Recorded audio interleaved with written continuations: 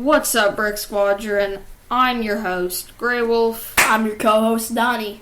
And today, we are hitting you back with another episode, but this one is a little bit more special than the others, because today, we have one that Donnie will especially love, as the Slave One is one of his favorite Star Wars ships. And you've probably already been hinted to our episode by our host, Gray. In case you haven't figured it out yet, we are going to be ranking every version of the Slave One that has ever been produced, including the 2025 models. However, we will not be including microfighters and polybags.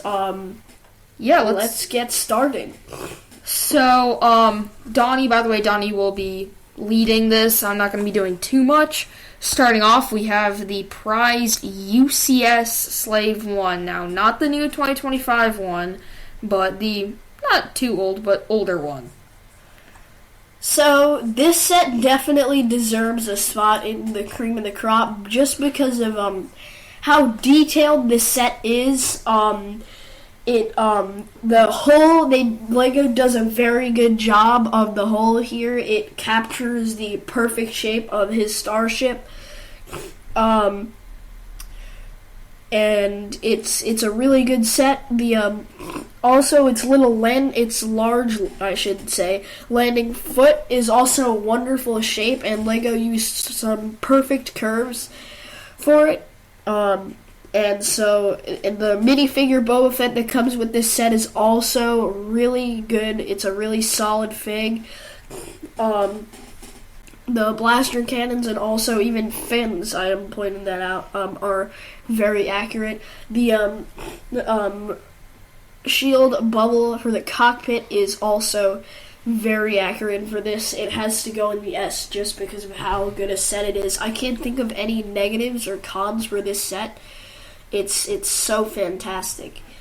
Alright, well, we have an S right there for you. Now, this next one is the OG, the original, dark blue Jango Fett Slave One.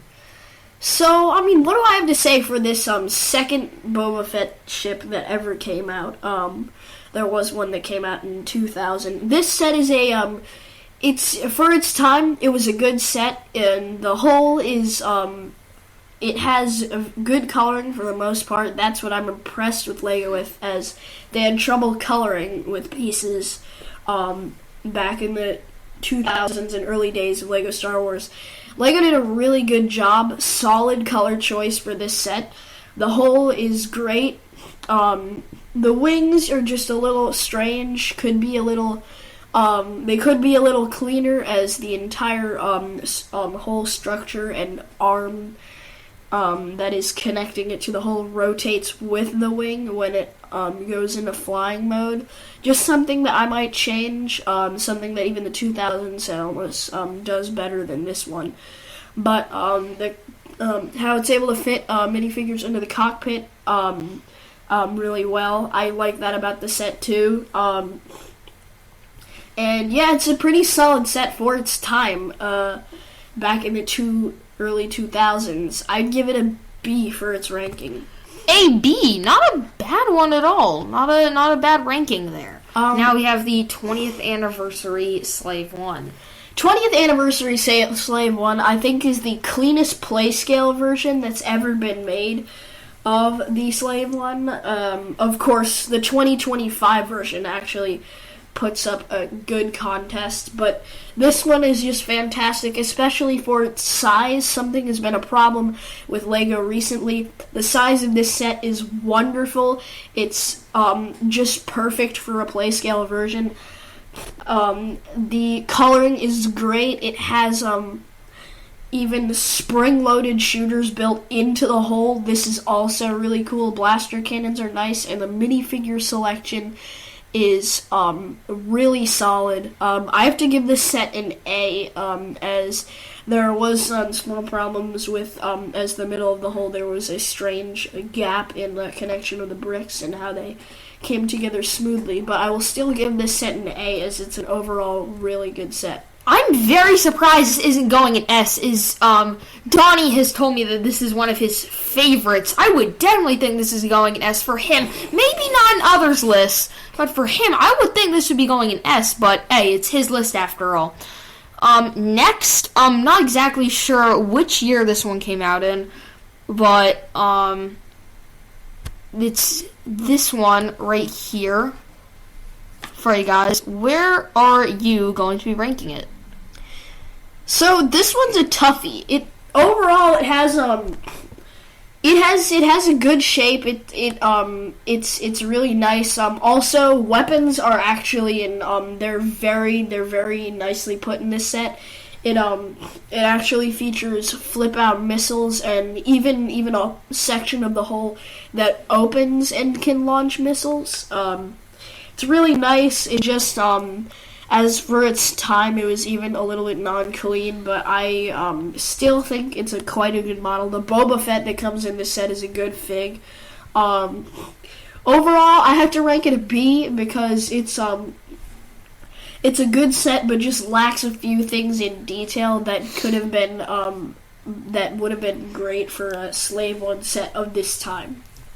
Next, we have a Slave 1 that's going for a little bit of a different color scheme. We have brown instead of dark red. This one, I feel like somewhat similar to the one we just ranked, but instead with a little bit of a brown hint. Where do you rank this? So, yeah, this one troubles me just obviously because of its color, and this is what I hate a lot about LEGO, is its choice of color and how it is incredibly wrong in some situations.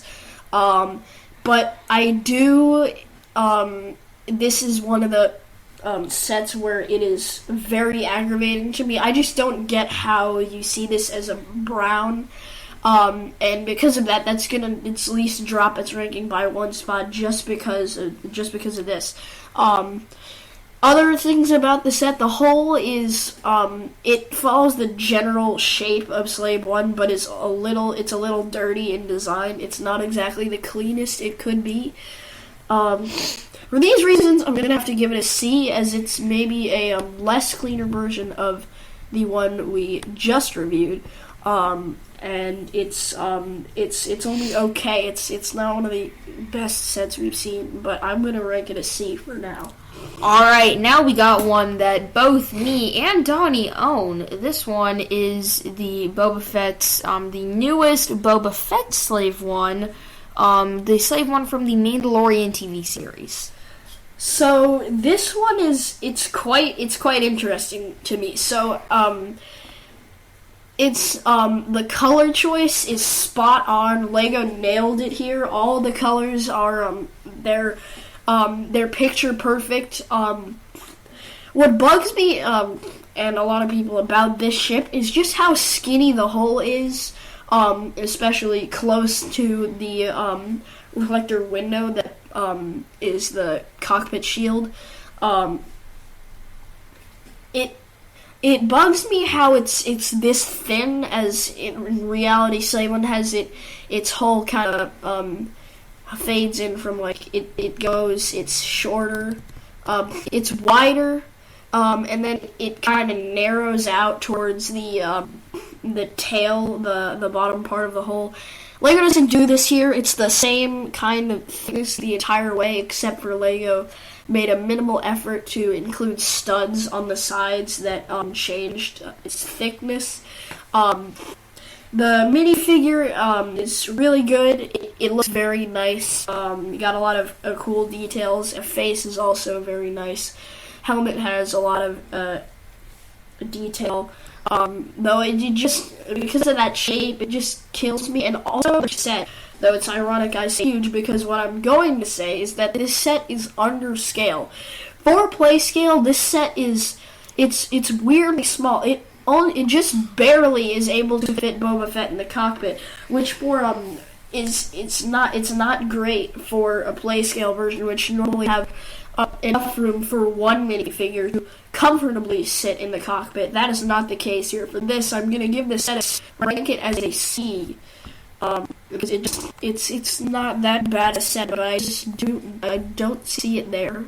Now we have the original Slave 1, which if you have not seen, we did rank this on our Ratin' and Hatin' 2000 edition. Go check that out. Where do you rank this one?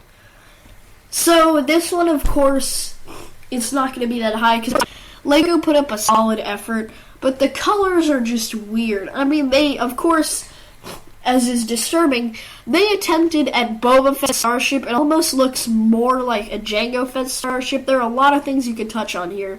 As, for one, the hull's color is almost strange, and the piece selection was a little weird. Secondly, the windshield, the cockpit windshield, just really bugs me. It's killing me. Just the strange, wide, weird shape of it.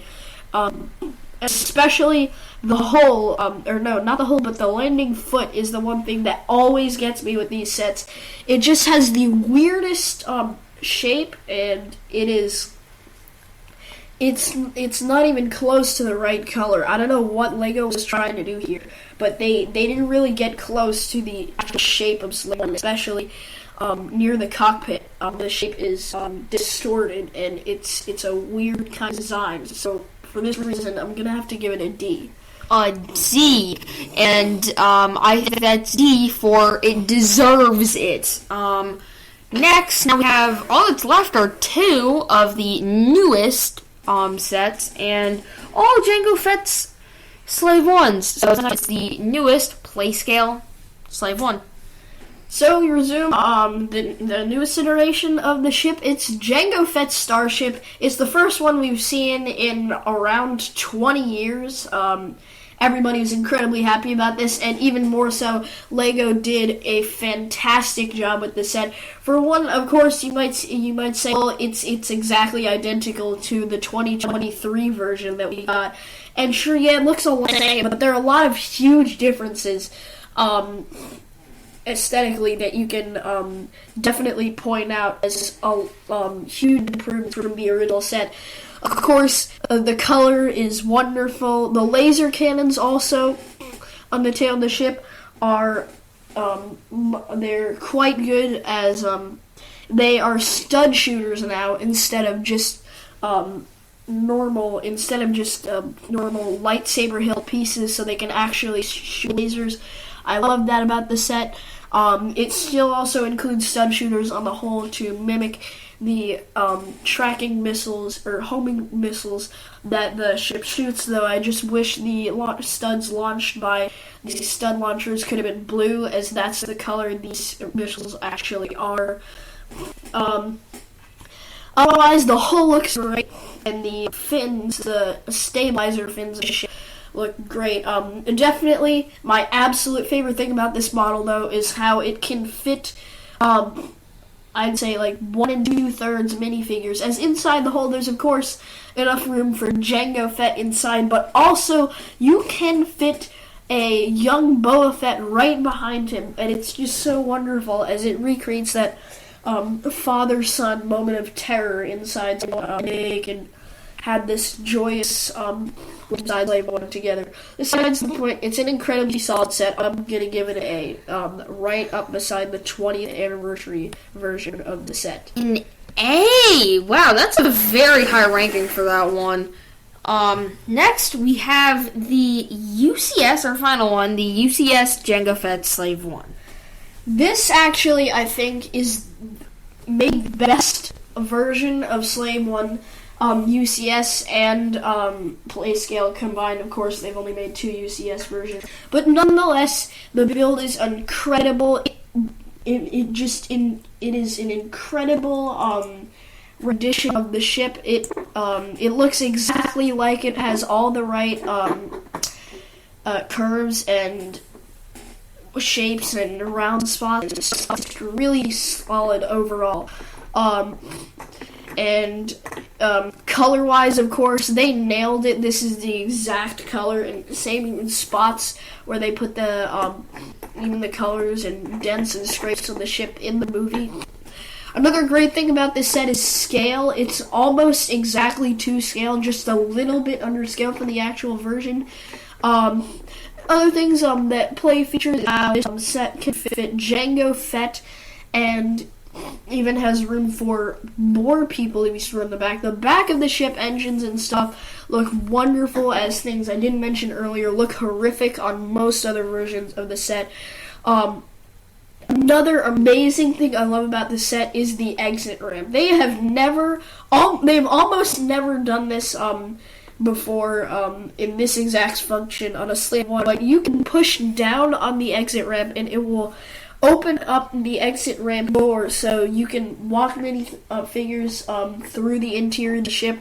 It's incredible. If I could give this a set an S+, I would, and minifigures as well. The Jango Fett is solid, and Nala Se is really solid as well. The young Boba Fett. There is no Nala Se in it. Just to point out, there is no Nala Se in it. Kaminoan. There is no Kaminoan in it. That's in the place of one. But I give this set an S. Alright, well, that's to do it for you. I hope this was a fun one for you guys, because Slave One's a very interesting set, and it's a pretty hit or miss. You know, it's pretty hard to get some of that shaping right. So it's really cool to see how it can translate into Lego. But we hope you like that one, and hope you, and may the Force be with you always.